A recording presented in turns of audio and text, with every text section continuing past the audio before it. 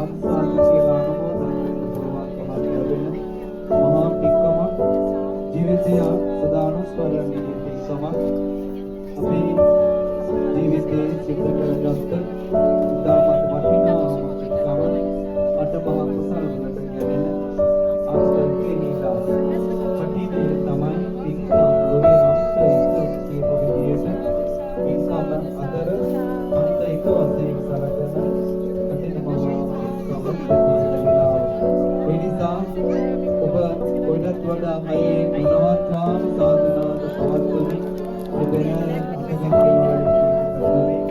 ගුණවත්වාම සාධනාද පවත්වමින් මේ මහා සම්මාන වන වාර්ෂිකව රාත්‍රී වේලේ සිටුවී ශ්‍රී ලංකා සමාජ මහා විහාරස්ථාන පවත්වන මේ කටයුතු ජීවන පූජාව දැන් මේ සේවය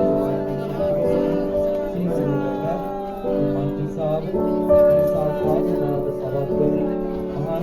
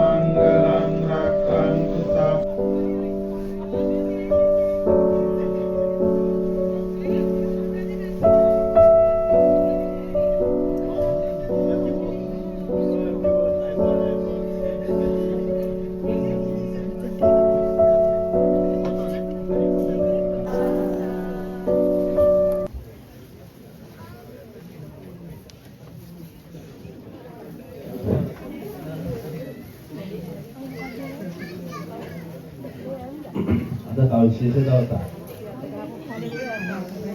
අද විශේෂ දවසක්. මේ විහාරස්ථානයේ අවුරුදු 15ක් මන්ත්‍ර වසතර තියෙනවා. අවුරුදු 15ක් මන්ත්‍ර වසතර තියෙනවා. පළවෙනි වතාව තමයි අතිජානුන්ට මේ කඩන ජීවිතය හම්බෙන්නේ. අද පින්කම. අවුරුදු 15ක් මන්ත්‍ර මේක අද දවසේ දුරට ඒ අවස්ථාව සැලසුණා 15 වෙනි අවුරුද්දේ අසජි හඳුනන්ට හොඳ පින්කමක් කරා අපි උන්වහන්සේට ආත්ම ජීවනය අපි පූජා කරා.